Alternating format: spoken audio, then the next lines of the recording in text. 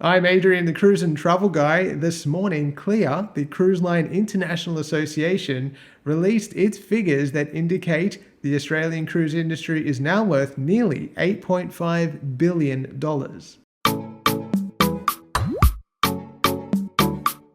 There's no doubt that cruising is a very popular type of holiday choice for people. That's why you're watching this video.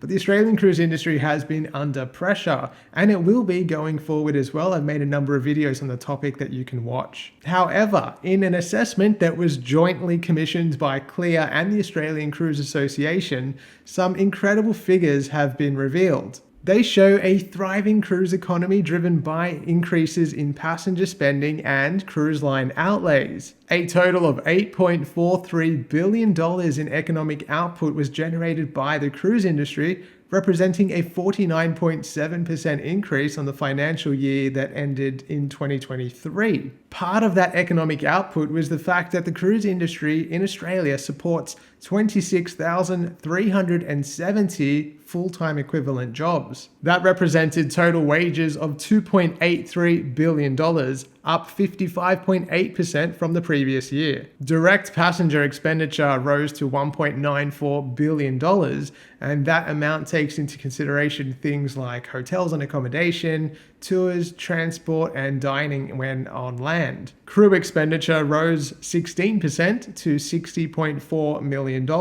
Direct cruise line expenditure rose to almost $1.6 billion in the financial year ending 2024, and of that, about $350 million went to port fees and taxes and the like, which presumably means that the rest of it was attributed to things like restocking ships and other local services. Of course, New South Wales recorded the biggest benefits with a total economic impact of $4.41 billion. That's up 60% and almost the complete economic output of the cruise industry that was previously reported a few years back of $5.8 billion nationally. Queensland, the second largest cruise economy in Australia, had a total economic output of $2.41 billion, up 43%. These figures are really not that surprising, but they are still amazing.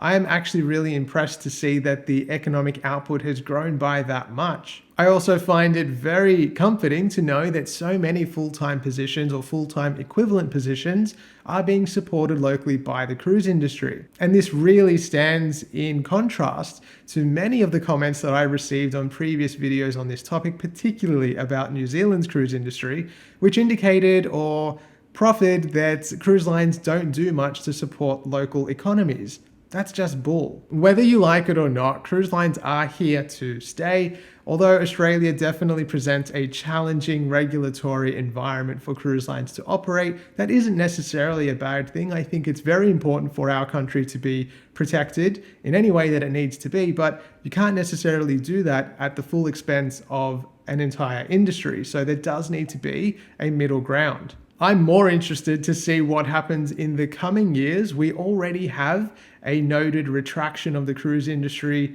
in the forthcoming years, particularly around 2026. With a reduction in the number of ships that will be visiting and a subsequent reduction in the number of berths available, it will be interesting to see what the impact is going forward. To me, there is no doubt that there is a great amount of potential for everyone to benefit from the cruise industry's success locally.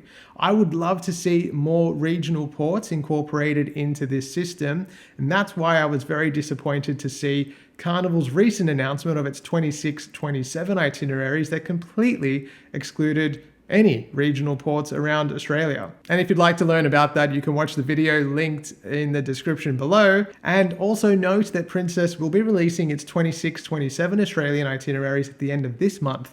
So I will be letting you know what they are very soon. And I hope to see something a little bit better than what we saw from sister brand Carnival. Well, that's it for now. Let me know what you think about these figures. Are you equally surprised, or do you think that they are to be expected? Do you anticipate that these will go backwards in the coming years? As always, thank you so much for watching. If you'd like to book your next cruise, I'd love you to do it on my website, thecruiseandtravelguy.com.au, and give me a follow on Facebook and Instagram if you haven't done so already. You can stay up to date with all of my travels as they happen, with a few more things coming up before the end of the year. Thanks again for watching, and I will see you soon. I'm Adrian, the Cruise and Travel Guy, and this morning, CLIA, the Cruise Line International Association, released its this morning, CLIA, that indicated Australia's cruise industry is now worth nearing $9 billion. That is insane. Stay tuned for all the stats. What? And the highest spending cruise visitors, those are the ones that are getting on board and off.